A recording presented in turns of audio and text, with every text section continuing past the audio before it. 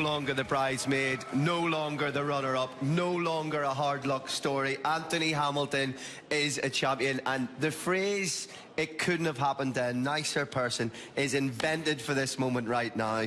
Jimmy, I have to say, there was a tear in your eye.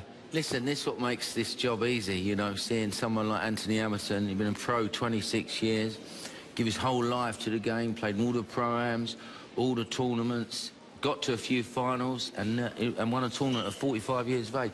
Ronnie knows him a lot better than me, but I've known him for sort of 15, 20 years, and he's a really nice guy.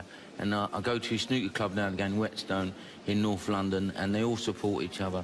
And he's just a wonderful moment. Really happy for him. Big shout out to Whetstone. We know you're watching. You've been sending pictures in. Alfie's there. All the boys are there. I'm sure you're going absolutely crazy. But even in places where people would have been wanting Ali Carter to win, is in his home snooker club, they'll have such good thoughts and best wishes towards this man, who you described earlier in the week as a man that doesn't have a shred of ego. No, he hasn't. He's like Neil Folger said, he's very self-deprecating and a great... you know, he's just a great professional, and you see his mum and dad there. I was on the amateur circuit with Anthony, and his mum and dad would go every weekend with him and be there all the time. And since he's turned pro, they haven't been here. You haven't seen much of him, so for them to be here to see him with his first professional major ranking event is a fantastic moment, because I've known Anthony probably 33 years now, and he's an unbelievable player. And if he would have won a ranking event maybe 15 years ago, we could be saying maybe that's his 6th or 7th ranking title. But just for him to just get one now, I think, you know, he didn't care before this match, you know, because of his attitude and his perspective on things. And I just think now he'll just enjoy snooking there for the rest of his career. He's just got to just continue doing what he's doing, because it's working for him. And every professional in the game will be over the moon. I don't think there's been a more popular winner in the last 15, 20 years. The only more popular winner would have been if Jimmy would have won the world. Yeah. Wow. That's the context, you know. Huge statement, but bang on, absolutely bang on. And here's the thing, we look at those two finals back in the day where he came close and didn't get over the line. There have been wobbles. We saw it in the semi-final, deciding frame in Northern Ireland where he feathered the white. How he won it tonight. You cannot win with a more granite-like 6 frames in a row. It was world-class, ice cool. Well, Ronnie, you know, said exactly what was going to happen, and if he has a streaky performance, and we was watching it, like, you know, watching the backstage, and he only played one bad shot in the whole of tonight's match, and every ball was going in the centre of the pocket. That's how good he is when he gets going and gets control of the cue ball. His positional play was just unbelievable. If he was to, you know, you couldn't pick, if he was going to put the position play and pick it up and put it with your hand, couldn't have, that's how he played tonight. You could have just gone, right, I want it there, I want it here, I want it there. And that's the type of snooker that he plays. Well, the only thing in his hands now is the trophy. Everyone is absolutely delighted. Congratulations. I'll just move that off so it doesn't fall. Brilliant. Anthony, everybody's buzzing for you. A huge, warm, heartfelt congratulations. I just wonder, at that moment when you realised it had happened, you'd won the ranking title, was there anything in your head, who or what was going through? You know what, at 8-5 I was just thinking, oh no, it's China. No. You know what I mean? That's what I was thinking. I wish I was rather it was 8-6. Yeah, yeah. Do you know what I mean? Oh, so when it was 8-6, you was just like...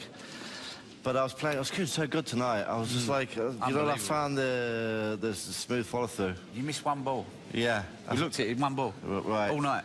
When you missed the cannon, you sort of got lucky and you went like that to Ali, and then you hit it thick. Apart from that, not one shot. Every ball was in the centre of the pocket. Yeah. Brilliant. Play was... But the balls were nice. You know, this afternoon, every time I got in, it was like tough. I don't know, but I was looking back from, and I know I'm going about the table. I know you went that match. What do you think of that table? Today. Yeah, well, you know why? Because it took you 15 frames to adjust with your technique. Because I've been there before. I know. Maybe, I know, and I knew for you. I think the biggest thing was you to get through last night, and it took you 5 frames to get going. But then once you got going, I said it at 3-1. I said, he's got the table. He's got, because I could see you striking it positive and strong. And I thought, once you start doing that, and I said, you know, you're a streaky player. We could go 5-6 frames on the bat. So I called it. My crystal ball out. Honestly, he called it from every frame. It was brilliant. And that crystal is now yours. A major ranking title is yours. And you know, we're here at this big moment, but the guys have been talking about those people who have supported you for decades. decades. Yeah. And this is a moment on national TV. You can shout out to whoever you want. There was a great story tonight from the commentators about when you were 16 and you asked Cliff, you know, you said, I want to be a professional snooker player. For them to be here tonight was just magnificent. It's madness. You couldn't, it's just like Hollywood, isn't it? I just wanted to come just to see Berlin and see the crowd. Like, I'm probably get pumped first poke, but so what? Like one of them. But that's just a fairy tale thing.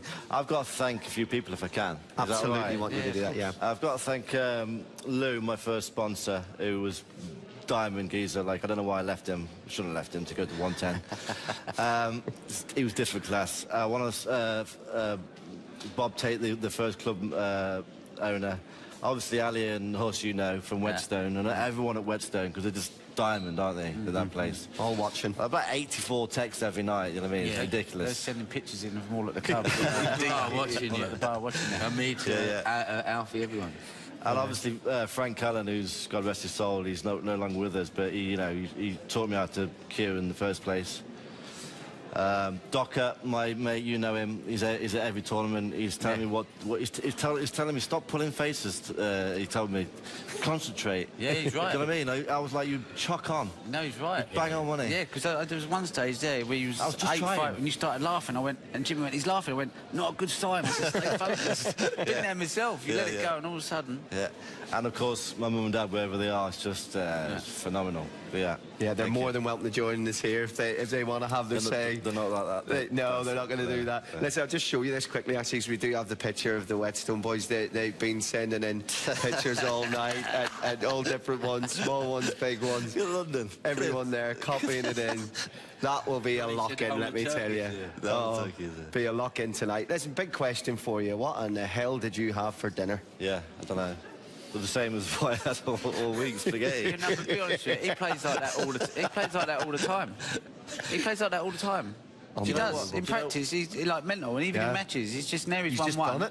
No, but there he's 1-1. They've got hands on one. I fancy, he's got to win a few more, mate. Do you know, at 8-6, I was in the toilet. I was like, God, I'm nervous here.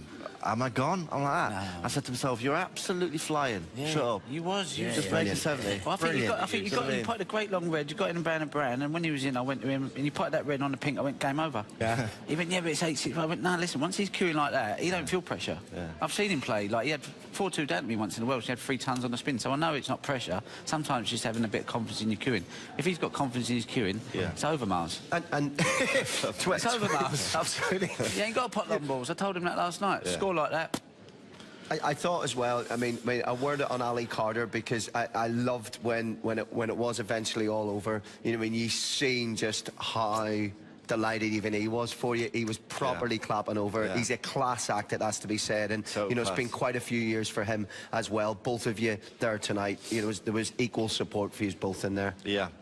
He showed his class. He showed his class all the way through the match at the end, of course, but his match play for the first 2 or 3 hours, I thought it was different class. I don't know about you, but I just never got in. No, didn't get a sniff. It was so good. Yeah. Do you know what I mean? It was just, I don't know what changed, but he was granite. I think the only way you got him was when you started scoring. And then he come out this evening, and there was shots he could have took on, but he played a little bit defensive, sat on the fence. Yeah. And I just said to him, I said, if he's going to try and win, he ain't going to win playing like that the way Anthony's queuing. Yeah. Impossible. Yeah. And he did come out and he tried to have a go, but when you keep trying to push the boat out and you make a mistake, left him in, he went 80 clearance. I was like, you know what, you can't do that against him because he's too clinical.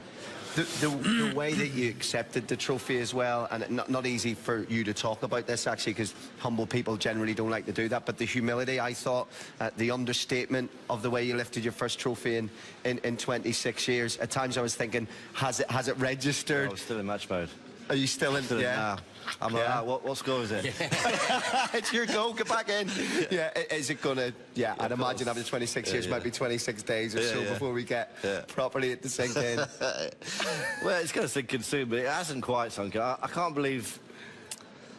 I don't know what to do with the trophy. Do you know what I mean? 26 years, I've never had one. I've never had one in my hands, something like that. Beautiful to watch, mate. Yeah, thank you. Well, it's real. Beautiful. It's yours. There are the shots, the beautiful moments at the end. And just before we go, I could stay on air with you for the next 2 hours being told, come on, you just stop milking it. But a word about these people who you enjoyed it with, because I just think the Temperdome is a sensational place to watch snooker. What was it like to win your first ranking title in the company of these beautiful people? It's a bit like the Crucible on steroids. Isn't it?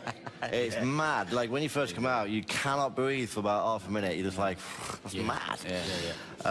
And they love it, don't they? They love it. Even when we can't make 30, they're still, like, watching every frame. You know, like in England, they get a little bit bored, like, especially with me. Do you know what I mean? But over here, they'll watch me. They'll watch me. Well, listen, ladies and gentlemen, what do you think of your champion, Anthony Hamilton?